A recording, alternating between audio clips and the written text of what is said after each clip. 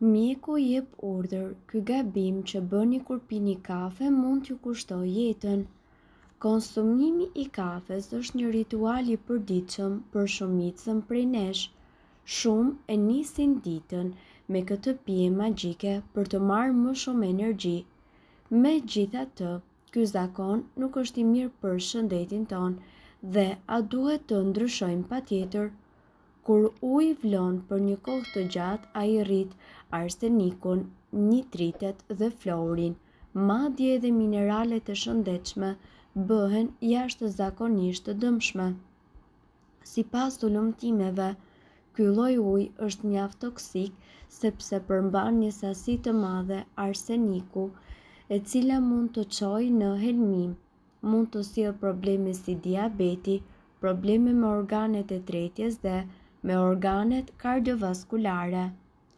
Ndërkohë, sipas informacioneve, ne këtu do t'ju tregojmë shenjat që mbase ju duhet të hiqni dorë nga pirja e kafes. Kafeina mund të jetë një dozë energjie e cila ju ndihmon të zgjoheni në mëngjes, por për disa njerëz ajo është më shumë një armik i heshtur se sa një zgjidhje e dobishme për të nisur ditën. Si çdo produkt tjetër, edhe kafja ka limitin e saj të konsumit, por trupi ndonjëherë na jep disa shenja të cilat tregojnë se ne duhet të heqim dorë nga pirja e kafes në të mirë të shëndetit tonë. Këmbët miza. Nëse keni ndjerë ndonjëherë se këmbët tuaja nuk qëndrojnë dot të qeta pas një filxhani kafeje, kafeina mundet që të jetë një shkaktar. Për disa njerëz, kafeina e stimulon tepër sistemin nervor duke shkaktuar një dëshirë të pakontrollueshme për të lëvizur këmbët, sidomos natën. Kjo ndjesi mund të vështirësojë procesin e gjumit, duke qenë se kafeina mund të qëndrojë në sistemin tuaj për orë të tëra. Edhe një kafe pasdite mund të çojë në një natë të parahatshme. Skalpi i thatë. Efektet dehidratuese të kafeinës nuk ndikojnë vetëm në trupin tuaj, ato gjithashtu munden të ndikojnë në lëkurën e kokës duke çuar në tharje të tepërt ose skuqje. Një skalp i thatë nuk është thjesht i pakëndshëm, me kalimin e kohës ai mundet që të dobësojë shëndetin e flokëve dhe të kontribojë në rrallimin e tyre. Në qoftë se skalpi thahet dhe flokët po ju bien, mbase shkaku për këtë është kafeja. Një stres në gjuhë. Mund të tingëllojë e çuditshme, por efektet acidike të kafeinës mund të bëjnë që një stres e gjelbër të shfaqet në gjuhë. Kjo ndodh shpesh kur sistemi juaj tretës po përpiqet të përpunojë acidin duke çuar në një çekuilibër të baktereve në gojë. Ju bie energjia në mesditë. Kafeina gjithashtu supozohet që t'ju jap energji, por për disa ajo duket se bën krejtësisht të kundërtën, duke çuar kështu në një rënje ekstreme të energjisë vetëm disa orë më vonë. Kjo ndodh sepse kafeina shkakton një rritje të adrenalinës dhe të sheqerit në gjak, e cila bie shpejt, duke ju bërë juve që ju të ndjeni të lodhur. Në qoftë se e gjeni veten të dëshpëruar për një filxhan tjetër në fillim të pasdites, mund të jeni në një rreth vicioz varësie. Ëndje. Për disa njerëz, kafeina nuk është vetëm një përforcues i energjisë, është diçka që trupi i tyre e sheh si një mysafir të padëshiruar. Kur dikush ka një intolerancë ose alergji ndaj kafeinës, sistemi i tyre imunitar reagon ashpër duke e trajtuar atë si një substancë të dëmshme. Kjo shkakton lirimin e histaminës, një kimikati i cili shkakton inflamacion, një përpjekje për të luftuar kafeinën. Pagjumësi, edhe nëse pini kafe vetëm në mëngjes, intoleranca ndaj kafeinës mund t'i bëjë efektet e saj në trup për orë të tëra të qëndrueshme. Kjo gjithashtu mund të çojë në një problem për të fjetur, për të qëndruar në gjumë ose për të çlodhur kur ju zgjoheni. Sipas ekspertëve mund të shkaktojë edhe probleme me stomakun. Për disa, kafeina e irriton mukozën e stomakut duke çuar kështu në fryrje, ngërçe apo edhe diare. Ky shqetësim shpesh krijohet me kalimin e kohës duke ju lënë juve të ndjeni të lodhur dhe njëkohësisht të irrituar. Nëse sistemi juaj tretës duket se rebelohet çdo herë që ju pini kafe, atëherë trupi po ju thotë se është koha për të bërë një pushim.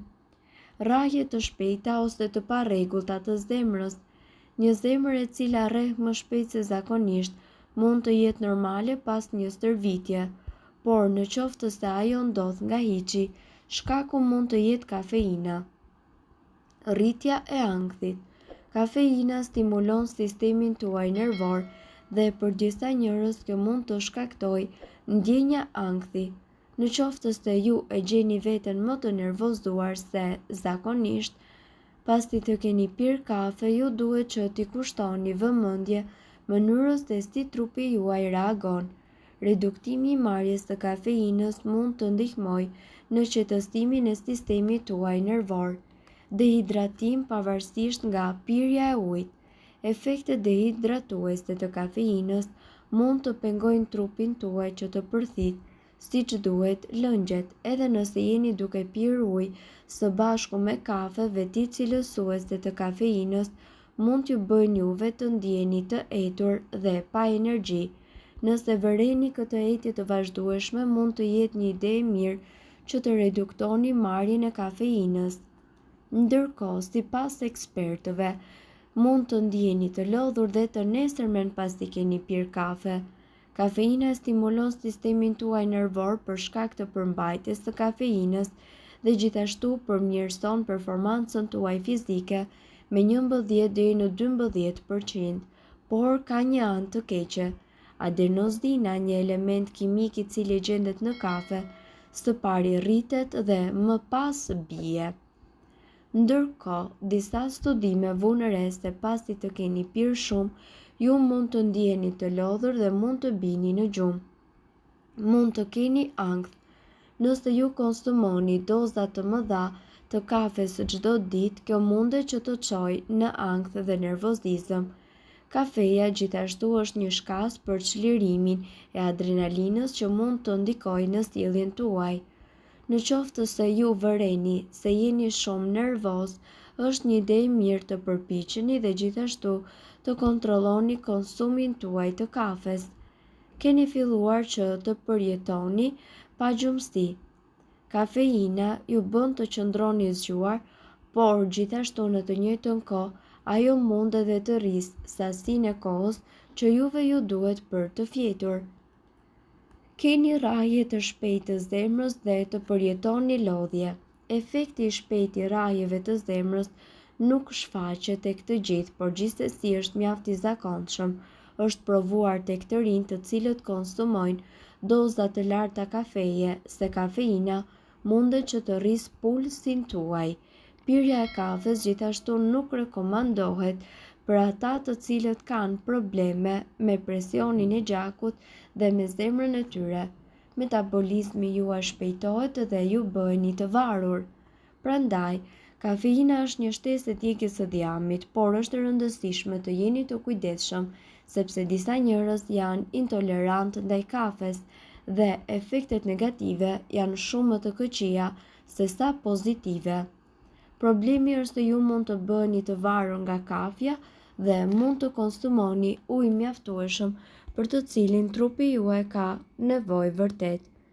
Mirë po duhet të dini, informacionet në këtë video kanë për qëllim të plotësojnë dhe të mos zëvendësojnë këshillat e mjekut tuaj dhe nuk kanë për qëllim të mbulojnë të gjitha përdorimet e mundshme, masat paraprake, ndërveprimet ose efektet negative. Informacionet në këtë video mund të mos i përshtaten rrethanave tuaja shëndetësore, prandaj para përdorimit konsultohuni me mjekun tuaj. Nëse doni të dëgjoni video tona që ne postojmë çdo ditë, kliko subscribe. Ju ftojmë gjithashtu të bëni like në video tona nëse i keni dëgjuar dhe pëlqyer ato. Faleminderit që e pat videon ton. Shpërndajeni këtë video në profilin tuaj në mënyrë që të informohen edhe shokët tuaj. Faleminderit.